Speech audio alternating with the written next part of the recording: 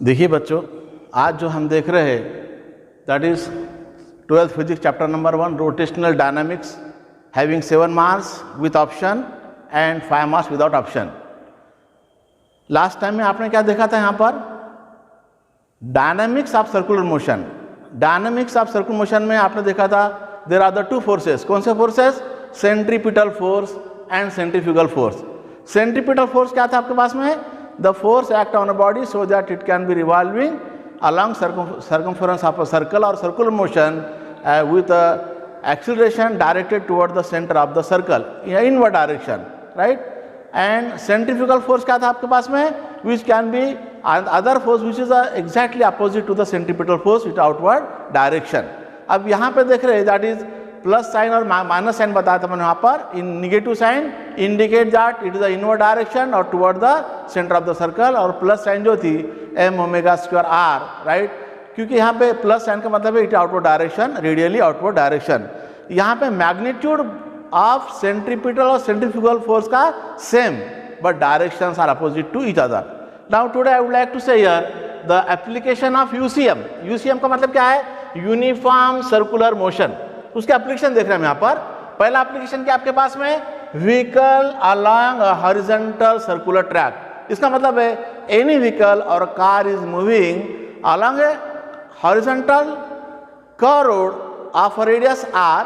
तो यहाँ पे consider this is a vehicle. यहाँ पे बताया मैंने कि व्हीकल है, ये रोड है, राइट? जिसका मास सपोज m है। तो late us see here the consider the mass m is the mass of a vehicle moving along the curved road of the circular track of radius r, right? तो यहाँ पे this is car having the vertical section, right? And the road is the plane of the figure, perpendicular plane of the figure. अब यहाँ पर देखते हैं आप, यहाँ पे m mass है, g gravity, मतलब weight mg acting vertically downward direction, और n क्या? Normal reaction. इसका मतलब है normal reaction balances weight mg acting vertically downward direction, and the f suffix s जो है force of the static friction, right? Whenever any vehicle moving along the curved road there is a force of friction between the roads and the tires. तो fs क्या आपके पास में? force of friction है between the roads and the tires. It can be prevent from that is skid up or slipping because it maintain that is a centripetal force can be provided, right? अब यहाँ पर late, यहाँ पे जो terms है the terms are involved in the equation. ये terms क्या है? लेट m क्या है? m is the mass of a vehicle, right? n क्या है? normal reaction which is a vertically upward direction. g क्या है? acceleration due to gravity. r क्या है? radius of the circular track. और f suffix s क्या है? force of the static friction between the roads and the tires. Whenever I would say here n normal reaction balances by the weight mg acting vertically downward direction. अब यहाँ पे आप देख रहे हैं, यहाँ पे whenever it can be prevent from the slipping or skid up because there is a centripetal force can be balanced. But while performing that is a inertial frame of references, right? And that centrifugal force can be attached to the vehicle at that time. ये जो centrifugal force है, centrifugal force, ये किसके बराबर है? Either M R omega square के बराबर है, और वो कैन से यार M V square upon R के बराबर है। और यहाँ पर ये ओमेगा क्या है? एंगुलर वेलोसिटी है, आर रेडियस है, एम अगेन मास है, वी यहाँ पे स्पीड है, right? That is centrifugal force जो है attach to the vehicle while working in a frame of references. अब यहाँ पर देख रहे हैं हम, यहाँ पे ये जो normal reaction balances weight mg है, इसका मतलब है ये जो mg आपके पास में है m इंटू जी, ये किसको बैलेंस करता है? नॉर्मल रिएक्शन को बैलेंस करता है। And I would say here this is again ये फोर्स ऑफ द फ्रिक्शन है, राइट? ये किसके बराबर है आपके पास में? इसका मतलब ये हुआ ये जो normal reaction balances weight mg, right? And I would say here another form, I would say here that is a force of static friction जो आपके पास में है, ये किसके बराबर था आपके पास में? M R omega square, that is M R omega square must be is equal to M V square upon R के बराबर है, राइट? अब यहाँ पर देख रहे हैं force of static friction between the roads and the tyres.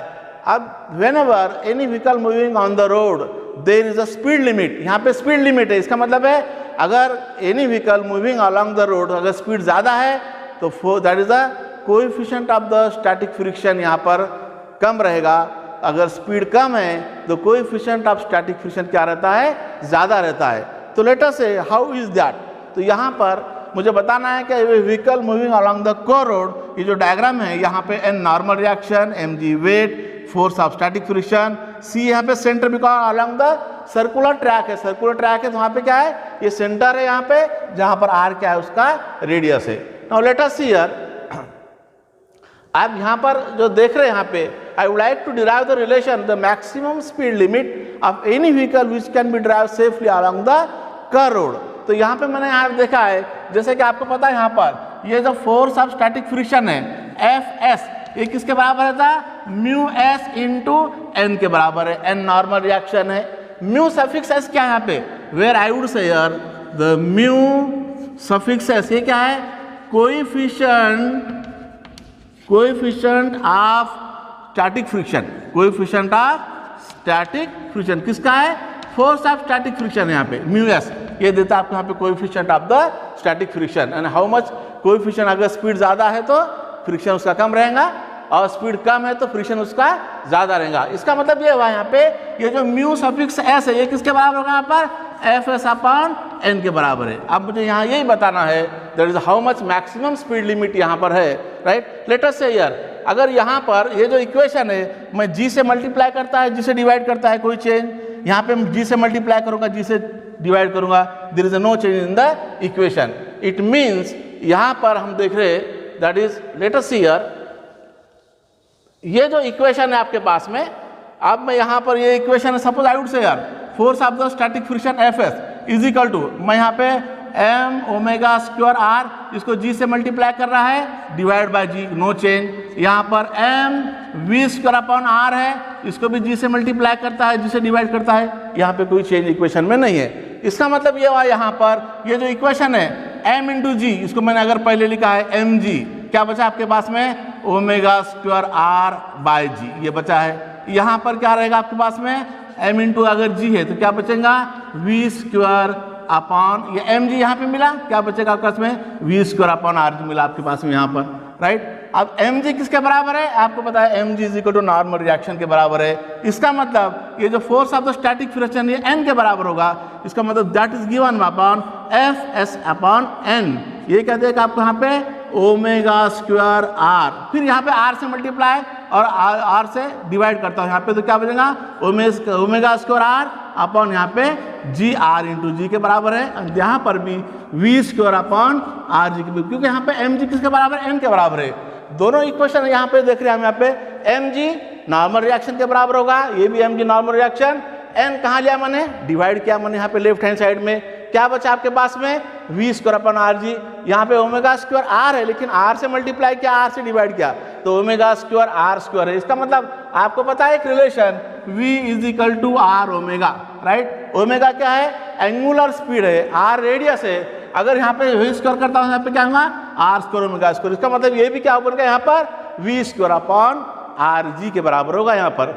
तो that is F S upon N, ये किसके बराबर है, V square upon R G के बराबर है। इसका मतलब ये हुआ, यहाँ पर हम जो देख रहे हैं force of the static friction और coefficient of the static friction, या यहाँ पर ये जो आपके पास में है एफ एस मैक्सिमम स्पीड, अगर यहाँ पर इसको अगर मैं ये कहता यहाँ पे, अगर ये मैक्सिमम है तो यहाँ पे क्या रहेगा आपके पास में, मैक्सिमम स्पीड रहेगी, किसके बराबर है, that is nothing but I would say यार that is F S upon N, ये किसके बराबर होगा, V square upon R G के बराबर है, राइट। और ये v क्या है, मैक्सिमम स्पीड है, v क्या है आपके पास में, ये मैक्सिमम स्पीड है। इसका मतलब आपको ये पता है यहाँ पर मैक्सिमम, और ये किसके बराबर होगा आपके पास में, एफ एस अपॉन एन, ये देगा आपको यहाँ पर, ये इक्वेशन से मिलेगा आपको यहाँ पर म्यू एस की वैल्यू किसके बराबर है, that is F S upon N, ये देगा आपको यहाँ पर coefficient of the static friction.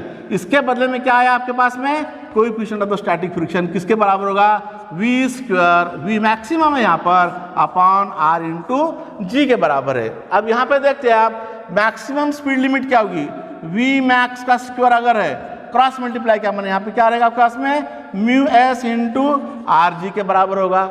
इसका मतलब ये है कि maximum, how much maximum speed of any vehicle moving along curved road of radius r, that is given by v max is equal to under root of mu S into R G. इसका मतलब क्या है, coefficient of static friction है, radius of the circular track है G gravity, G constant है, that is 9.8 metre per second. तो ये जो इक्वेशन है आपके पास में, how much maximum speed limit of any vehicle which can be moving along a circular track of the horizontal road, that is given by under root mu s r g।